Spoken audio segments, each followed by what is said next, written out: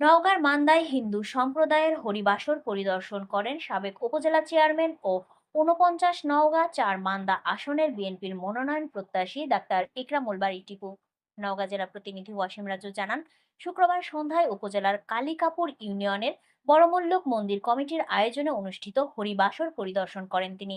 হরিবাসরে হিন্দুদের প্রতি শ্রদ্ধা জানিয়ে তিনি বলেন, সামাজিক সম্পর্ক বজায় রেখে মানবিক মূল্যবোধ, সামাজিক ঐক্য এবং ধর্মীয় স্বাধীনতার গুরুত্বে হিন্দু মুসলিম সম্পর্কের উন্নয়নে সহনশীলতা ও পরস্পরের বিশ্বাসের প্রতি শ্রদ্ধাশীল হয়ে হরিবাসরে বা অন্য যে কোনো ধর্মীয় উৎসবে ধর্মীয় সম্প্রীতির বার্তা দিয়ে সকলের মধ্যেই ভালোবাসা ও শান্তি বজায় রেখে উৎসবগুলোতে ধর্মীয় স্বাধীনতা এবং সম্প্রীতির পরিবেশ তৈরি করে দেশের উন্নতির লক্ষ্যে কাজ করার আহ্বান জানান।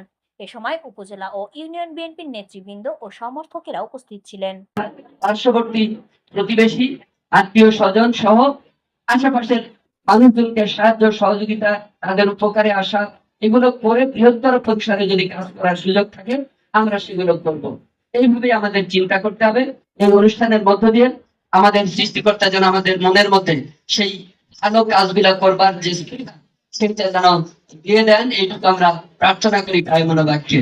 আপনাদের এই অনুষ্ঠানের সার্বিক সাফল্য কামনা করি। আর যারা আয়োজক এখানে আয়োজন করেছেন, আমি তাদের উদ্দেশ্যে এইটুকু বলতে চাই যে আমরা একটু দলীয় পরিচয় দিয়েছি, দলীয় শুভেচ্ছাও জানিয়েছি, সেই কারণে 1 মিনিটে একটু বলতে চাই। আমি রাজনীতির কথা বলতে চাই না। আমাদের দলের বিএনপির নীতি আদর্শ, দেশনেত্রী বেগম খালেদা জিয়া এবং আমাদের আগামী দিনের রাষ্ট্রনায়ক তারেক রহমান একটা কথা বারবার বলে থাকেন যে ধর্মটা হচ্ছে যার যার, আর এই রাষ্ট্র বা রাষ্ট্রের নাগরিক যে অধিকার সেগুলো সবার সমান হতে হবে।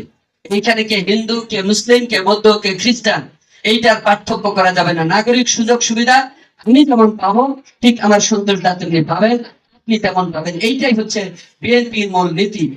এই কারণে আমরা বলি যে আমরা সব সময় একত্রে মিলেমিশে থাকতে চাই, আপনাদের সাথে থাকতে চাই, পাশে থাকতে চাই। সেই জন্য যে কোনো প্রয়োজনে আপনারা আমাদেরকে বলবেন, ইনশাল্লাহ আমাদের দিক থেকে সর্বাত্মক সহযোগিতা আপনাদের বিষয়ে থাকবে। এটুকু আমরা বলতে চাই।